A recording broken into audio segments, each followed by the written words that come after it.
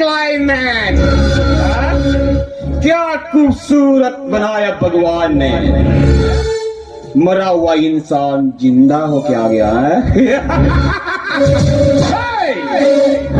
ಈ ನಾಟಕಕ್ಕೆ ನಾನು ಅಂತ್ಯ ಹಾಡ್ತೀನಿ. ಈ ನಾಟಕಕ್ಕೆ ಮೊನ್ನೆ ಜಯಿಸಿ ಬಂದವನಿಗೆ ಕಪಾಲಿಯ ಮಚ್ಚಿನ ಕಾರಣ.